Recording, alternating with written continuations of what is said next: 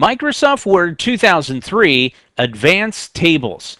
We know that we've taken a look at tables and how we create them and format them, but there are a few more things we need to know, especially in the world of sorting and calculations that will be vital to your success on the exam. Some more advanced features that we're going to see here when in regards to tables, and even a few things that are kind of outside tables, but for example, sorting text, which can be done within the tables, which is what sorting tables is about, but it can also be done outside of a table. Calculations that are based on information in a table, how we can embed Excel into our Word 2003 documents and use the power and harness the power of that. And then also something that's just a little nifty thing to know, how to alter the cell text direction. So when we get into doing sorting of information, we can do it within tables, yes, and we will do that. But you can also sort information even on just the regular old page here on my little workspace. So the first thing I'm going to do is bring up one of our documents we've seen before, only this one's a little bit different. It's our instrument information sheet, only the sales format. You can see it up there. And what I've done here is I still have all the clarinet, and remember we inputted information and showed how to insert pictures and stuff. But here I've also included a table with the sales for first quarter all the way through and get annual sales. And so we're going to see how to use some formulas on this, sort the material, do a couple things. Let's sort on the regular page though here first. I'm going to go ahead and I'm going to select all these right here. Just scroll down here and grab all of this. And then I'm going to come over here and I'm going to make this a numbered list. So I'm going to put numbering. So now I've got my numbered list right here. Clarinet, flute, oboe, bassoon, trumpet, baritone, tuba, all those things. Now watch this. If I select these again, just select that there, I can come up here to my table and I can click sort. Now watch what it does. It opens up your sort text and it says you want to sort by paragraph. See, by creating these numbered lists or bulleted lists, they become their own separate paragraphs, right? And it says, all right, well, you can sort by paragraphs. My list doesn't have any header row. There's no header or title up here, which you'll see that differently when you do the actual table stuff. Now I can do it ascending, which means it starts from the first and going up, or descending. Let's go ahead and do with ascending. I want to do an alphabetical order probably. So I go ahead and click OK, and watch what it did. It went ahead and said, all right, baritone, bassoon, cello, clarinet, flute, oboe, string bass, trombone, trumpet, tuba, and violin. See how it did that? It went ahead and alphabetized ascending B all the way up to V. So now I have them in alphabetical order. Now, of course, if I had more material there, it would have gone ahead and done that. So let me go ahead and undo that, undo the sort. And you can see, again, it's right back to its normal. Now, how would I do that in my tables? Not a little bit different, but the same principle. All you need to do now, though, is select in any row, the first cell in the column, especially if you're not going to want to sort instrument or your headers right here. I can sort the clarinet information here. So I go to this row and I just say clarinet. Up to table, same thing. I'm going to click sort. Now watch what it's going to do. Okay, do you want to sort by, and it gives you the, notice it says my list has a header row. Absolutely it does, and it selects the whole table. Now I can do it first by instrument, first quarter sales, second quarter sales, third quarter sales, fourth quarter sales, and annual sales. I don't have any information in annual sales, so let's go ahead and do instrument first. We'll do that. Now I can also then sort it by the sales. And then I can sort it by the third quarter sales. So I can add more filters on my sorting just by selecting any one of these. But let's just go back and do the standard one right here. And it's going to use text to do so. And I can have my options here to separate the fields, the commas, the tabs, however you want. Anything that you need to do here with the sort option. So cancel that. Let's click OK. Now watch this. I do this. And this is important. A lot of people don't recognize this. But watch what happens when I select off. Baritone right here, that was the number that was associated. All the information that was associated with this row went with baritone. That's why I didn't do the sort this, then by this, then by that. Because then it would start doing some strange behavior on you. But here you can see all I've done is went ahead and I sorted it by alphabetical. And I can do that. Now the problem was I had this extra row because I wanted to total the first quarter sales and what they were. So again, you know, you have to be careful. I could have just selected the material, but it doesn't really matter to me whether these are alphabetized, I should say. So I'll go ahead and just undo that. So now you can see it's back. And again, baritone had 365, clarinet had 125. So there you have sorting the data that is in your tables and sorting the data that's on your page. So what if I want to go in and do some calculations? Can I do that? Yes, you can. We have a lot of the same capabilities, not to the extent that you have with Excel, but we'll show you some of that as well. Here we can say I want to total up the first quarter, second quarter, third quarter, and fourth quarter sales to make annual sales.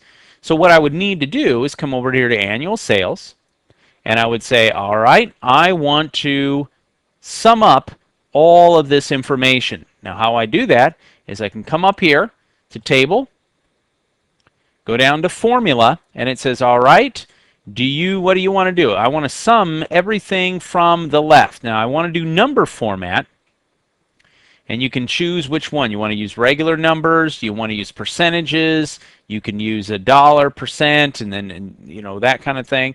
So you can choose your different, and also the paste function.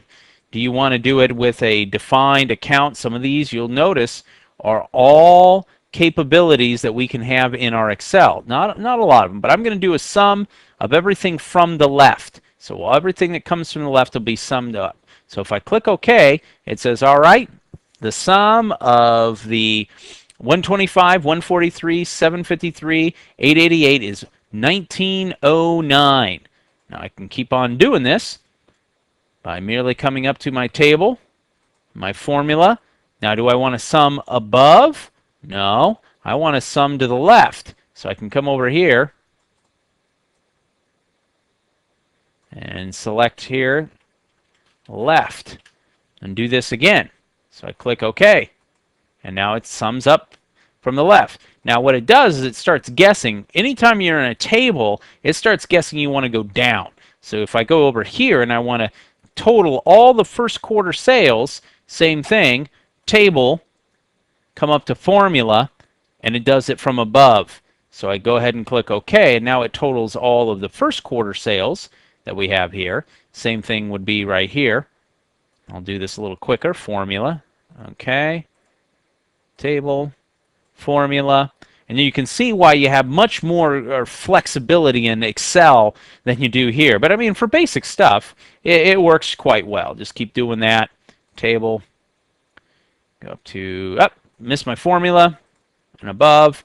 And then, of course, you can then simply total all of these from the left, formula, sum from the left. And why would it do that? Well, it doesn't have any information up above it. So I click OK, and that would be 14,195. Now the cool thing would be is that obviously if I had done it by annual sales, annual sales, annual sales, and then added them up, it would have done it. I could do it from above, and it would give me the same exact number just by using the appropriate formula in place. And of course now I know how much my instrument sales for clarinet is and for my cello or whatever it is. I can use these little tables in Word and perform these functions and these formulas.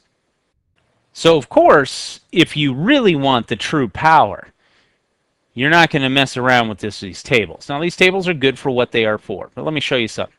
I can come down here and notice I've got, let's see, what, 1, 2, 3, 4, 5, 6 columns by 1, 2, 3, 4, 5, 6, 7, 8, 9, 10 rows. See this button up here? Insert Microsoft Excel worksheet. Now this will be an object that's embedded upon your Word document, but watch this. Looks like that draw the table. See if I draw the insert table? Same thing, right? Watch this. So I said what? 6 across. 1, 2, 3, 4, 5, 6. 1, 2, 3, 4, 5, 6, 7, 8, 9, 10. It thinks for a second. Wait for it. Wait for it. Look at that. I now have my Microsoft Excel worksheet in Instrument Information Sales Doc. Now you say, well, what do you mean by that? Well, check this out. See the worksheet in here that's embedded? It's all right there. And all I need to do now is go back to Excel, do all the work that I need to do, and of course you can add the instrument and the information here, do the calculations, and of course you have so many more calculations, so much more information. And then the nice thing is, I'll go ahead and close this, is that this is an embedded object, so you can go and update it in that Excel spreadsheet, and all that information will appear right here into your Word 2003 document. Gotta love it. You gotta love it. Okay, so let's go ahead and delete it out there. Come back up to our plain old table. And I'm not knocking the table. I hope you guys understand. This works really good for the majority of what you're going to be doing with Word. Because if not, go to Excel. You can do text. You can do text boxes. You can create cool documents that look really sharp with Excel. In fact, I know some people that will just use Excel. So it's just your matter of preference. I like both. Now, one thing, though, that we do want to show you is sometimes people say, well, what if I don't want my text in my table to just look like this, where instrument goes straight across? What if I want the text to go up and down or left and right? Well, all you need to do is rotate it. So let's say I want to rotate these right here. So I'm going to select the cells. I'm going to come up here to Table. I'm sorry, it's the Format. So once you do here, you can come down to Text Direction. See this right here? Watch this. Text Direction.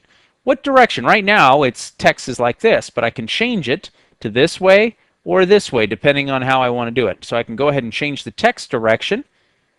And now, look at that. Now my text goes up like this. And you can scroll down. You can see that obviously expanded my cells. But some people might like that a little bit different on how they do it. And also, just so you know, if you spend a certain amount of money to sit in a small dark room, you might need to know how to do that. Change the text direction on a cell. So all very cool things that we can do here with our tables, and even bring in a little Excel, sort, do all that great information. Wow, a nice whirlwind tour through sorting our text on our page, whether you're in a table or not. We also saw how we can sort tables by our columns and do multiple sortings on those. Very important information to know. Calculations, how we can perform some basic sum functionalities under our tables. But if you really want the true power, like we said, you're going to want to go ahead and embed some Excel worksheets in there and use Excel. Of course, take our Excel video series and learn how you can do all kinds of nifty things with Excel. And then finally, just something I just wanted to drop into your lap there, just in case you might need it, altering the cell's text direction, which, believe you me, you might need somewhere. I hope this has been informative for you, and I'd like to thank you for viewing.